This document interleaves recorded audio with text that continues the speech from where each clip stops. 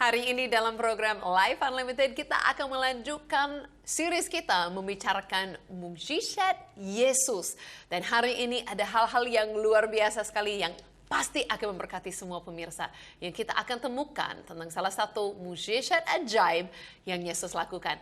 Mari kita belajar dan masuk bersama-sama dalam program Life Unlimited.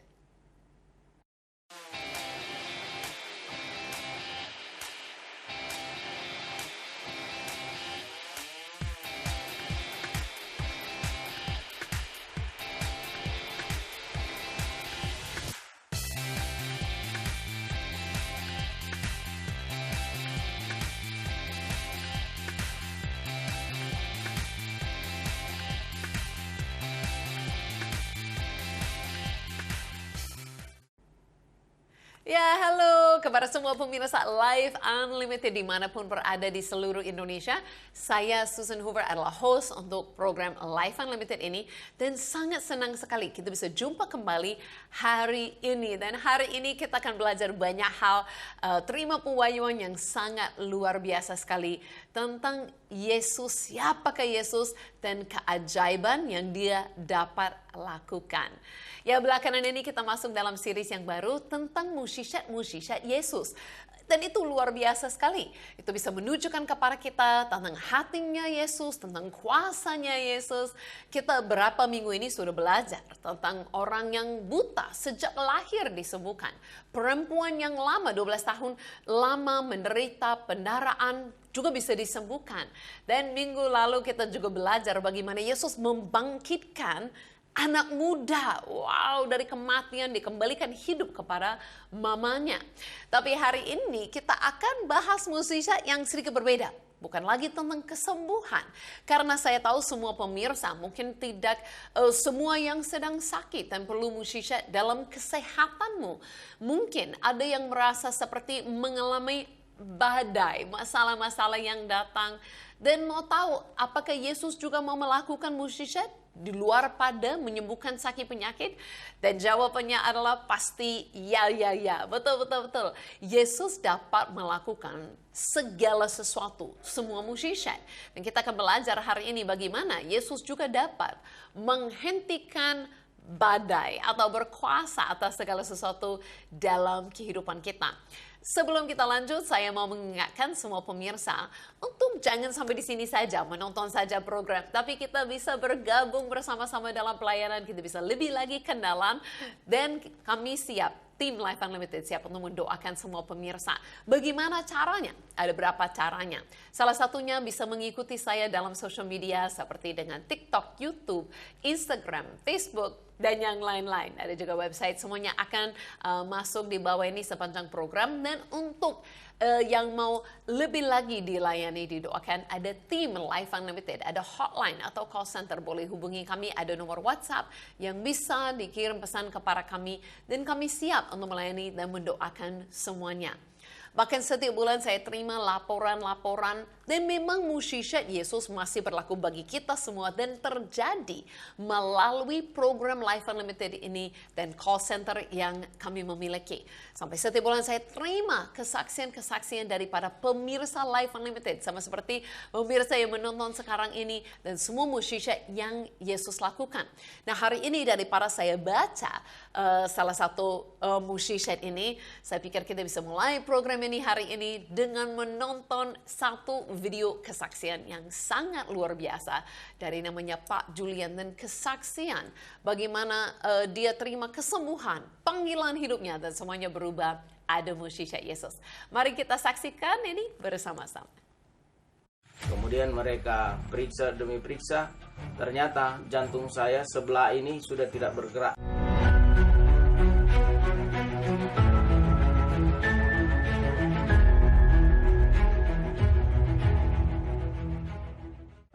Saya sakit di dada ini. Saya bilang sama istri bahwa saya sudah mau mati. Kami pergi ke dokter ahli untuk periksa. Dia dikasih rujukan. Setelah dikasih rujukan, saya langsung ditahan di rumah sakit jantung karena ternyata sakit saya sudah parah. Nah, setelah saya sakit itu dia, dokter katakan bahwa saya harus dipasang ring atau di bypass, itu dua. Kemudian saya pikir, aduh kalau mau pasang ring, mau bypass, lebih baik sudah, tak usah, biarkan saya mati aja, saya bilang begitu. Pada suatu ketika, pada hari Minggu itu, saya itu waktu itu saya bilang coba ganti di siaran-siaran rohani. Kemudian dapat Ibu Susan over sementara khotbah. Nah, di situ dia khotbah tentang Yakobus 5 ayat 15, bahwa doa yang lahir dari iman sanggup menyelamatkan. Kemudian Ibu Susan jelaskan bahwa menyelamatkan itu menyembuhkan, memulihkan, menyehatkan.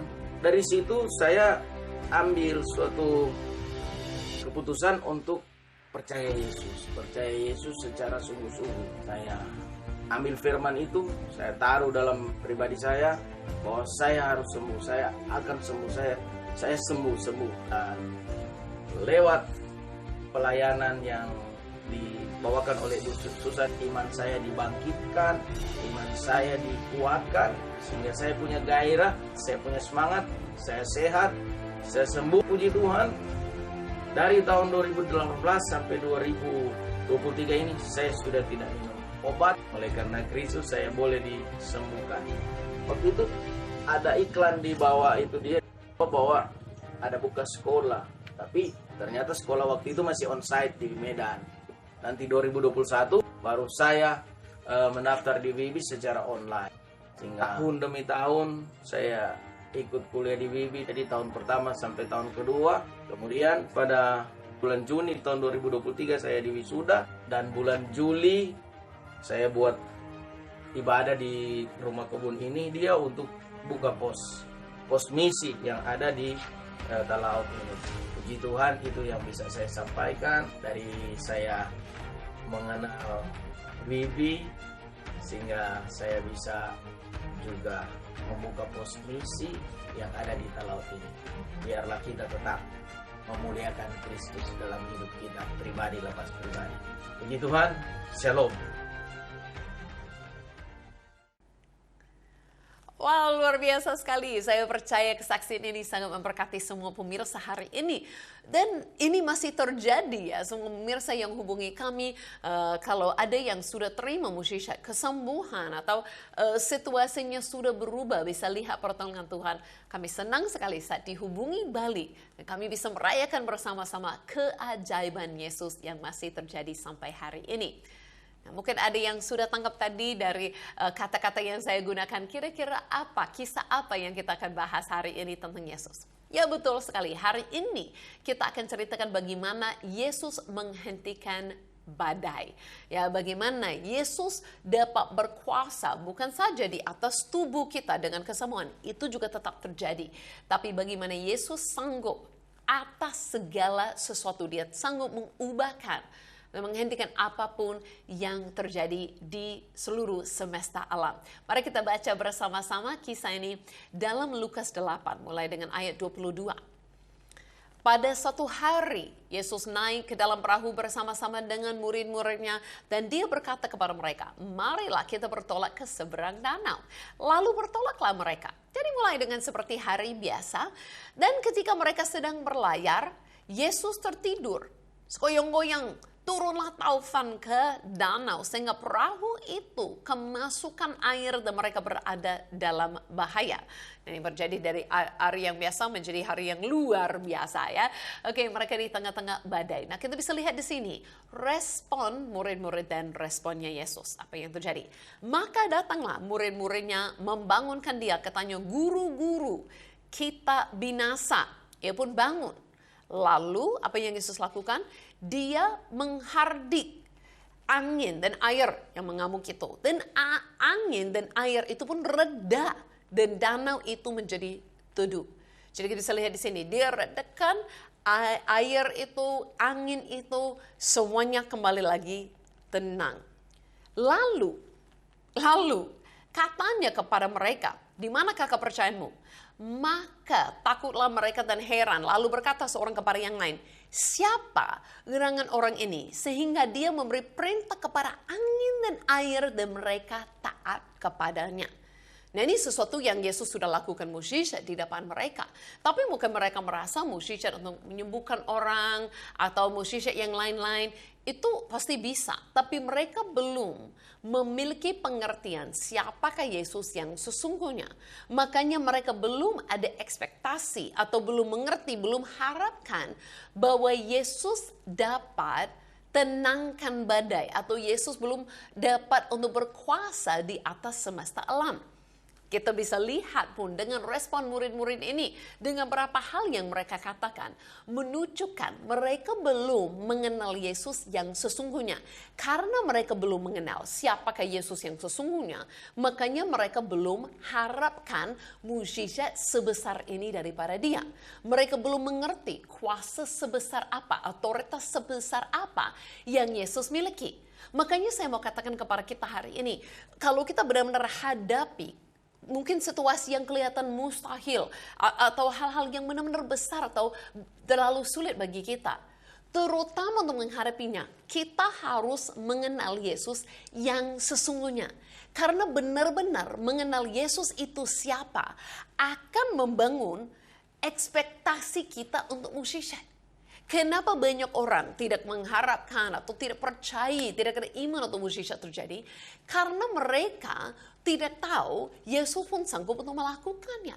Nah, saya bisa beri bukti untuk apa yang saya sampaikan hari ini, bahwa murid-murid belum mengenal Yesus dengan sesungguhnya, belum benar-benar mengerti bahwa Yesus ini adalah Tuhan yang menciptakan langit dan bumi, yang berkuasa atas itu semuanya. Jadi memang kalau Dia katakan untuk itu jadilah terang-terang jadi, untuk jadilah apa itu jadi, Dia dapat menciptakan. Makanya gampang sekali kalau Dia memerintahkan angin itu harus reda. Kalau Dia perintahkan air itu harus tenang. Karena Dia adalah Tuhan. Kenapa saya bisa katakan ini? Terutama mulai dengan apa? Bahwa mereka panggil Dia di kisah ini tadi, guru-guru. Mereka di sini belum memanggil Mesias-Mesias, Tuhan-Tuhan. Mereka masih memanggil Yesus sebagai guru. Nah, guru itu baik. Saya juga guru di sekolah Alkitab. Ya, guru itu memang baik, tidak ada masalah dengan guru, tapi guru itu terbatas. Kalau saya hanya di sekolah, bukan saya bisa mengajar apa yang saya tahu, ilmu yang saya memiliki, pengertian yang saya ada, mengajar kepada orang lain. Tapi mungkin saya tidak berkuasa untuk mengubahkan segala sesuatu, itu hanya dapat mengajar apa yang saya sudah belajar. Nah, saat mereka memanggil guru-guru, itu menunjukkan mereka hanya mengenal Yesus sebagai orang yang mengajar mereka dengan baik. Tapi mungkin mereka belum mengerti Dia adalah pencipta. Nah, apalagi karena di sini mereka katakan guru-guru, kita binasa.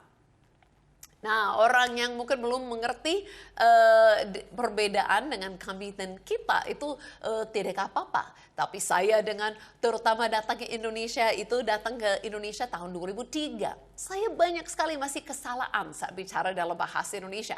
Sering waktu itu saya buat banyak orang tersinggung. Karena saya sering menggunakan kata kami. Saya sering berkata seperti ini, yuk kami akan pergi makan. Nah, orang yang saya bicara kepada orangnya, artinya kalau kami itu tidak termasuk orang yang di mana saya sedang bicara. Berarti mereka bisa tersinggung, sakit hati karena merasa tidak diundang. Karena itu harus kita gunakan kata kita. Nah, saya percaya tidak salah pengertian di sini, diterjemahkan di sini, kita binasa. Saat mereka berbicara kepada Yesus, mereka membangunkan Yesus, Yesus lagi tidur. Mereka bangunkan Yesus bukan untuk meredakan angin dan air dan tenangkan badai. Justru kelihatan mereka membangunkan Yesus karena mereka merasa Yesus bersama-sama dengan mereka akan binasa, akan meninggal di perahu ini di tengah danau, tenggelam.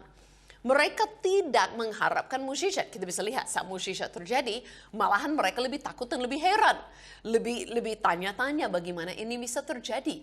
Berarti mereka belum mengerti sama sekali. Mereka membangunkan Yesus, Yesus sanggup melakukan sesuatu. Itu yang kedua. Yang ketiga kita bisa lihat respon mereka terakhir berkata, siapakah gerangan orang ini? Sehingga memberi perintah kepada angin dan air dan mereka taat kepadanya. Mereka belum mengerti sama sekali. Mereka berheran, bahkan takut. Mereka bahkan takut saat Yesus melakukan sesuatu. Nah ini menunjukkan kepada kita, mereka tidak mengharapkan mukjizat terjadi, tidak ada ekspektasi karena belum mengenal Yesus yang sesungguhnya. Nah ini benar-benar kebaikannya Tuhan. Sekalipun mereka belum ada iman untuk mukjizat terjadi, Yesus tetap melakukan mukjizat. Yesus tetap selamatkan mereka. Itu kabar baik bagi kita semua. Di tengah-tengah kelemahan kita, di tengah-tengah kegagalan kita, di tengah-tengah kekurangan percaya kita, Yesus tetap baik. Tetapi saya percaya lebih baik lagi saat kita mengenal Yesus dengan benar. Dan itu membuat kita memiliki ekspektasi atau harapan atau kepercayaan untuk kita bisa terima mukjizat. Kita lebih lagi mengenal. Kalau mereka, semakin mereka mengenal Yesus, semakin mereka tidak heran saat mukjizat terjadi. Semakin mereka mengerti di mana ada Yesus, di situ ada mukjizat. Apapun bisa terjadi. Saya mau kita juga belajar daripada kisah ini. Untuk kita perlu mengenal Yesus. Yesus lebih daripada guru atau nabi atau orang baik atau rabi atau apapun yang mengajar orang, yang dipakai Tuhan. Tetapi Yesus adalah benar-benar adalah Tuhan yang datang di tengah-tengah kita. Yesus benar-benar adalah Tuhan yang berkuasa atas segala sesuatu. Jadi apakah Yesus sanggup menolong masalah kecil? Ya, karena dia mengasihi kita. Tetapi Yesus juga sanggup untuk memerintahkan apapun. Apapun dia bisa berkuasa atasnya. Apapun bisa taat. Bahkan semesta alam bisa taat kepada Yesus. Jadi apapun yang ada dalam kehidupan kita, badai mungkin terasa seperti badai dengan masalah-masalah yang datang. Mungkin kita merasa tenggelam dalam depresi atau dalam hutang atau dalam penyakit atau masalah keluarga atau sesuatu yang benar-benar terasa terlalu besar bagi kita. Tapi tidak ada yang mustahil bagi Tuhan. Saya bisa ingat ada satu tim misi saya ada di satu pulau di Riau dan mereka mengalami masalah yang cukup besar pada waktu itu. Ada kebakaran yang sedang membakar banyak sekali rumah di kota itu. Dan sudah mau mendekati rumah hamba Tuhan, pendeta di sana, rumah mereka. Kebakaran ini datang lebih dekat kepada mereka dan membuat banyak orang menjadi korban karena kebakaran ini. Saat saya terima waktu itu SMS daripada mereka. Saya berkata, kalian memiliki dua pilihan. Ya, tidak boleh biarkan saja atau lari-lari. Menurut saya, dalam nama Yesus ada kuasa. Jadi saya berkata, ada pilihan bagimu. Yang terutama itu karena mereka dekat-dekat laut, saya katakan boleh kalian perintahkan untuk api itu harus berhenti atau harus mengarah ke laut dan berhenti dan tidak boleh membakar rumah. Atau memerintahkan hujan itu turun. Karena di sini kan Yesus dapat melakukan segala sesuatu dengan semesta alam. Jadi kita juga memiliki kuasa seperti itu. Dan saya bisa ingat, jadi mereka memilih pilihan yang kedua. Mereka memilih untuk memerintahkan hujan itu turun. Jadi mereka berdiri di tengah-tengah kota itu dengan banyak orang melihat mereka. Mereka bergandengan tangan dan berdoa di dalam nama Yesus untuk hujan turun dan menghentikan api yang membakar seluruh kota itu. Dan tahu-tahu apa yang terjadi? Setelah mereka amin, semua orang melihat mereka. Mulai mereka merasakan apa yang terjadi? Hujan turun. Hujan yang lebat turun.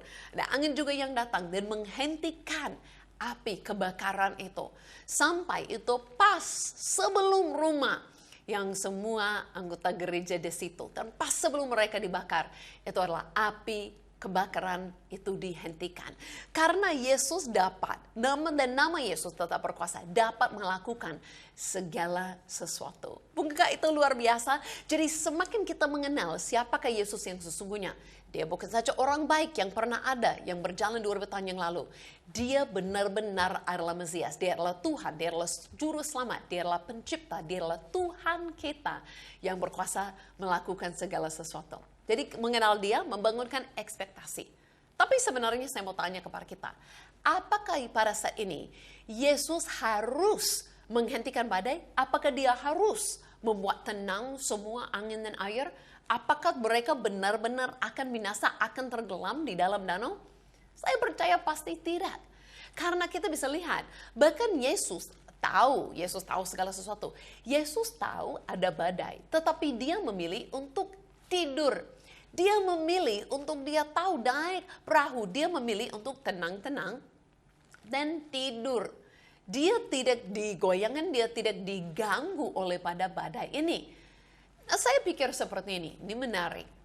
Kalau murid-murid lihat Yesus tenang-tenang, tertidur, tidak terganggu oleh pada badai, sebenarnya mereka bisa pikir, kalau Yesus tahu ada badai dan dia memilih untuk tidur, mereka bisa ikut saja dengan Yesus. Istirahat, tidur, dan mengalami badai dengan tenang-tenang dan tidak terganggu, tidak sampai panik, tidak sampai terbawa emosi, ketakutan sampai mati seperti itu.